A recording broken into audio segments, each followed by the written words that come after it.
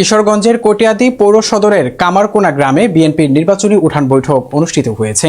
মঙ্গলবার বাদ মাগরিব কটিয়াদী পৌর সদরের কামারকোনা গ্রামে কটিয়াদী উপজেলা বিএনপির সহসভাপতি শেখ জসিম উদ্দিন মেনুর সভাপতিত্বে ও উপজেলা শ্রমিক দলের সাংগঠনিক সম্পাদক আশিকুল ইসলাম পল্টু ও যুগ্ম সাধারণ সম্পাদক বাবুল মিয়ার সঞ্চালনায় উঠান বৈঠকে প্রধান অতিথি ছিলেন কিশোরগঞ্জ ২ আসনে বিএনপি মনোনীত সংসদ সদস্য প্রার্থী অ্যাডভোকেট জালাল উদ্দিন।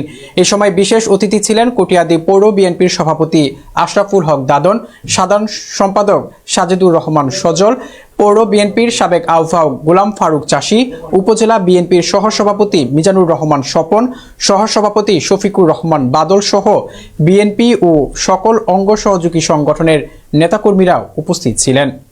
প্রশ্ন করবেন যে যাকে মারা যাওয়ার পরে স্বাভাবিকভাবে মৃত্যু হওয়ার পরে লাশ দাফন করা হয়েছে মুসলমানের শরিয়া মতে, আপনারা সেই লাশকে কবর থেকে উঠিয়ে আপনারা আগুন দিয়ে পড়িয়েছেন। এটা কোন ইসলাম, কোন ধরনের ইসলাম? আপনারা কি ইসলাম কায়েম করতে চান? জিজ্ঞাসা করতে পারবেন না?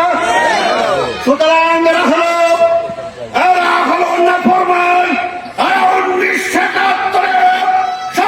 রাষ্ট্রপতি জিয়া রহমান চাকরি ছেড়ে এদেশের মানুষের লাল সবুজের পতাকাকে বিশ্ব মানচিত্রে তুলে দেওয়ার জন্য পাকিস্তানিদের বিরুদ্ধে যখন সংগ্রাম করেছে স্বাধীন বাংলাদেশের জন্য, সেদিন বাংলাদেশের ভোটটা দিয়ে দিবেন। আপনারা বাড়ি থেকে প্রস্তুতি নিয়ে চলে আসবেন কেন্দ্রে, ভোট দিয়ে যাবেন। আপনারা বাড়িতে যাইয়া আপনাদের কর্তাদেরকে পাঠাবেন। জানি শিবির প্রতি জনাব অ্যাডভোকেট জালাল উদ্দিন জালাল ভাই, আপনাদের ধর্মকে ইসলামের সর্বোচ্চ কি বিষয়, এই জান্নাত অর্জন করতে গেলে কালিমা নামাজ রোজা অত্যন্ত জরুরি। কোনো ভোটের মাধ্যমে, কোনো দলকে সাপোর্টের মাধ্যমে জান্নাত পাওয়া যাবে, এটা একটা মিথ্যা বানোয়াট। এই কথা বলে আমাদের সকলের ইমানের উপরে আঘাত করা ছাড়া এটা আর কোনো কিছু না।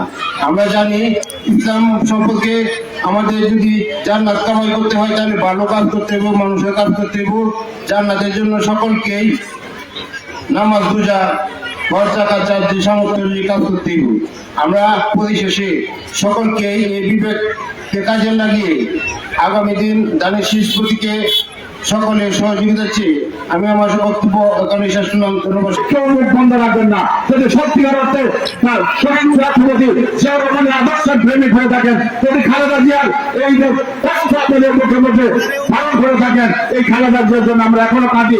ভাই এই গ্রামে ঘুমাইতে, এই গ্রামে উনি পলায় থাকছেন যেটা গত কথা বলছেন। মাদ্রাসা, মসজিদ, মসজিদ এবং যেসব ব্রিজ আপনাদের নির্মাণ করার দরকার, এই সব সম্পর্কে আমি পার্লামেন্টে যুক্ত করবো।